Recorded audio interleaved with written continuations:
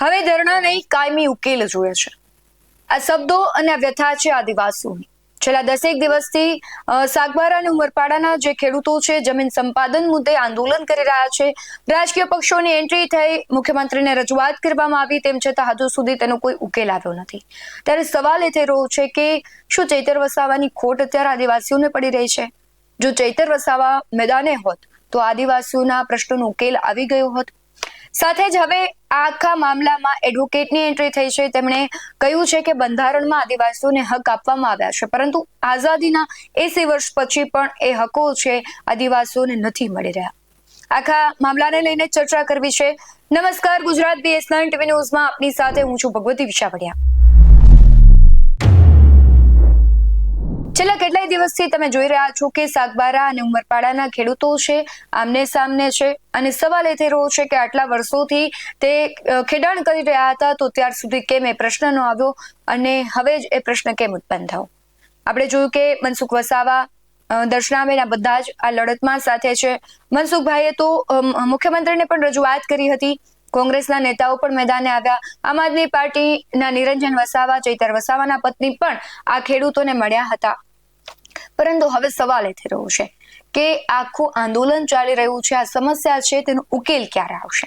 આ બધાની વચ્ચે નર્મદા જિલ્લામાં ચાલી રહેલા જમીન વિવાદમાં એડવોકેટ ડોક્ટર અશ્વિન વસાવાએ ઘણા બધા ગંભીર સવાલો ઉઠાવ્યા છે.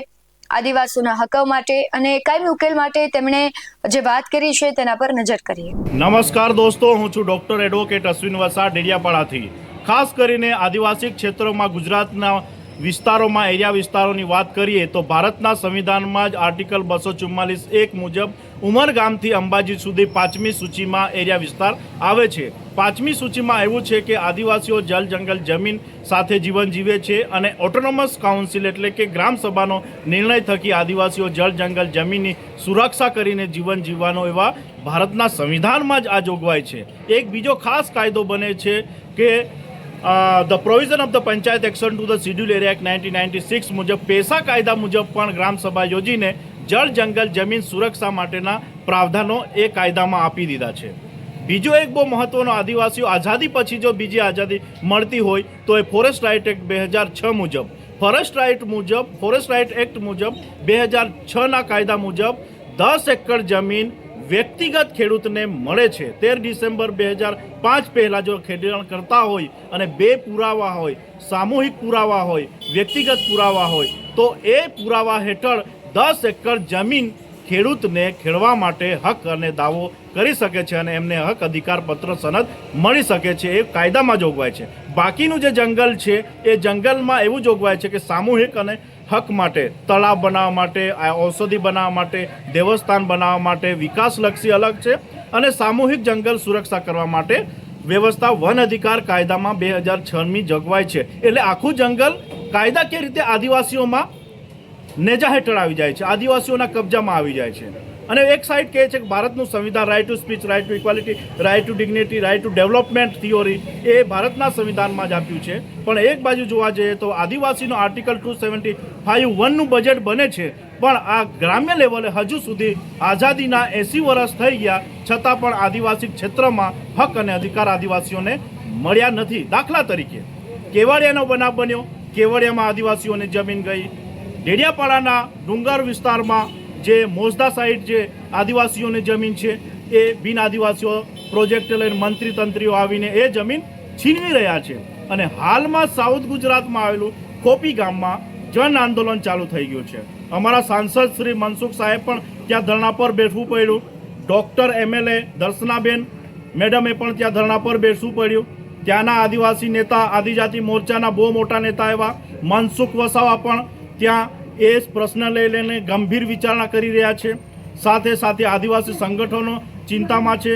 સાથે સાથે ધારાસભ્ય શ્રી મારા મિત્ર આનંદભાઈ પટેલ પણ ત્યાં વિઝિટમાં ગયા. હવે મારે એમને એવું કહેવું છે કે ગ્રામસભા મહત્વની છે, મેમ્બર ઓફ પાર્લામેન્ટ મહત્વની છે, મેમ્બર ઓફ લેજિસ્લેટિવ વિધાનસભા અને સંસદ સભા એ ત્યાં અગર ગામમાં જઈને ત્યાં ધરણા પર બેસવું પડતું હોય તો પછી કઈ આઝાદી? ફોરેસ્ટ ડિપાર્ટમેન્ટ તો અંગ્રેજોએ બનાવેલું છે.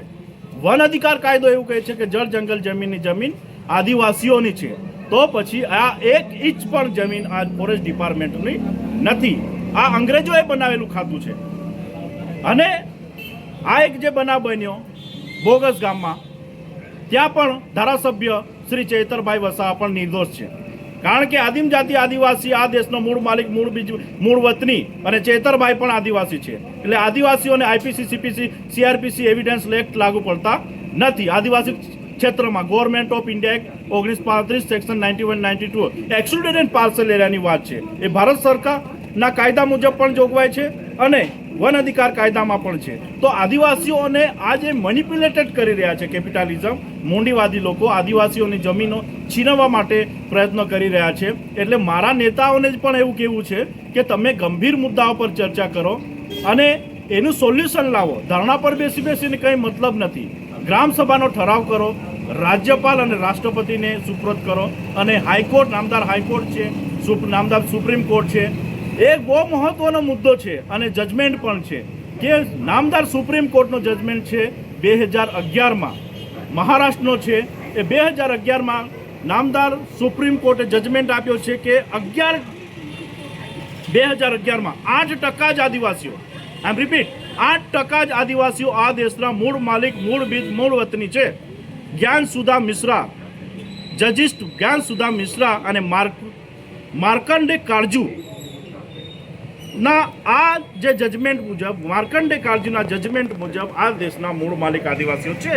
તો પછી આ ખોપીના આદિવાસીઓને જળ જંગલ જમીન ખેડાણ કરીને જીવન જીવવા દેવું પડે?